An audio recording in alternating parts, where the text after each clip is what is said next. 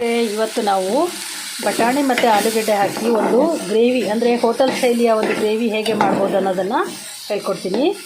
ತುಂಬ ಟೇಸ್ಟ್ ಇರುತ್ತೆ. ಯಾವುದೇ ಕ್ರೀಮು ಏನು ಬಳಸ್ತಲೇ ಟೇಸ್ಟಿಯಾಗಿ ಹೇಗೆ ಮಾಡ್ಬೋದು ಅನ್ನೋದನ್ನು ನೋಡೋಣ ಬನ್ನಿ. ಹಸಿಮೆಣಸಿಕಾಯಿ, 2 ಟೊಮೆಟೊ, ಈರುಳ್ಳಿ, ಸ್ವಲ್ಪ ಚಕ್ಕೆ ಲವಂಗ ಹಾಗೂ ಸ್ವಲ್ಪ ಹುರಿಗಡಲೆ ಹಾಕಿ ಚೆನ್ನಾಗಿ ಇದನ್ನು ಹುರ್ಕೊಂಡಿದ್ದೀನಿ. ಸ್ವಲ್ಪ ಎಣ್ಣೆ ಹಾಕಿ ಇದನ್ನು ಹುರ್ಕೊಂಡಿದ್ದೀನಿ. ಇದನ್ನು ನಾವು ಮಿಕ್ಸಿ ಜಾರಿಗೆ ಹಾಕೋಣ. ಇರುವಂಥ ಪದಾರ್ಥ ಎಲ್ಲ ತಣ್ಣಗಾಗಿದೆ.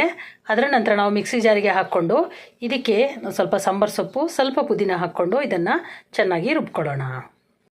ನಾನು ಇದಕ್ಕೆ ಸ್ವಲ್ಪ ಎಣ್ಣೆ ಹಾಗೂ ಈರುಳ್ಳಿ, ಜೀರಿಗೆ, ಸಾಸಿವೆ ಹಾಗೂ ಸ್ವಲ್ಪ ಶುಂಠಿ ಬೆಳ್ಳುಳ್ಳಿ ಪೇಸ್ಟ್ ಕೂಡ ಹಾಕ್ಕೊಂಡು ಫ್ರೈ ಮಾಡ್ಕೊಳ್ತಿದ್ದೀನಿ. ಎಣ್ಣೆ ನಿಮಗೆಲ್ಲ ಗೊತ್ತಿದ್ದ ಹಾಗೆ ನಾನು ಮಿಲ್ಲಲ್ಲಿ ಮಾಡಿಸಿರೋಂಥ ಎಣ್ಣೆ, ಕೊಬ್ಬರಿ ಮತ್ತು ನೆಲಗಡಲೆ ಬೀಜದ್ದು. ಹಾಗಾಗಿ ಎಣ್ಣೆನ ನಾನು ಕೂಡ ತುಂಬ ಏನು ಬಳಸಿಲ್ಲ. ಹಾಗಾಗಿ ಇದನ್ನು ಮಾಡಿಕೊಂಡು ಚೆನ್ನಾಗಿ ಇದನ್ನು ಫ್ರೈ ಮಾಡ್ಕೊಳ್ಳೋಣ.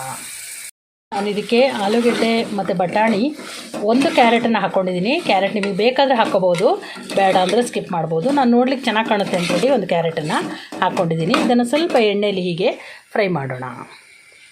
ಈ ಸಿರಪ್ಪನ್ನು ಕೂಡ ನಾನು ಬಳಸ್ತೀನಿ. ಇದು ನಾನು ಮನೆಯಲ್ಲೇ ತಯಾರು ಮಾಡಿರೋದು. ಇದು ಏನು ಅಂತ ಹೇಳಿ ನೀವು ನನಗೆ ಗೆಸ್ ಮಾಡಿ ಹೇಳಿ. ಹಾಗೆ ಇದರ ರೆಸಿಪಿ ಬೇಕು ಅಂದರೆ ನನಗೆ DM ಮಾಡಿ.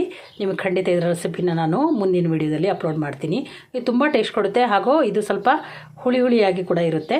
ಇದು ಏನು ಅಂತ ನನಗೆ DM ಮಾಡಿ.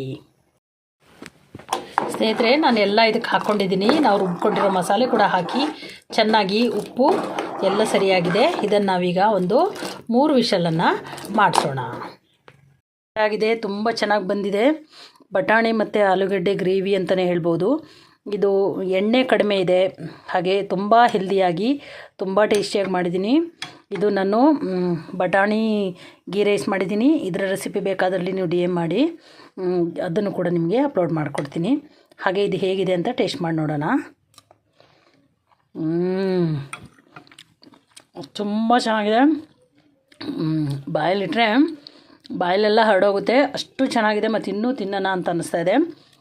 ನೀವು ಕೂಡ ಮಾಡಿ. ಹಾಗೆ ಹೇಗೆ ಬಂತು ಅಂತ ನನಗೆ ಕಮೆಂಟ್ ಮಾಡಿ ತಿಳಿಸಿ. ನಿಮಗಿದು ಇಷ್ಟ ಆದಲ್ಲಿ ಲೈಕ್ ಮಾಡಿ, ಶೇರ್ ಮಾಡಿ ಹಾಗೂ ಸಬ್ಸ್ಕ್ರೈಬ್ ಮಾಡ್ಕೊಳ್ಳಿ ಸ್ನೇಹಿತರೆ. Thank you so much. Healthy food with Geetanjali.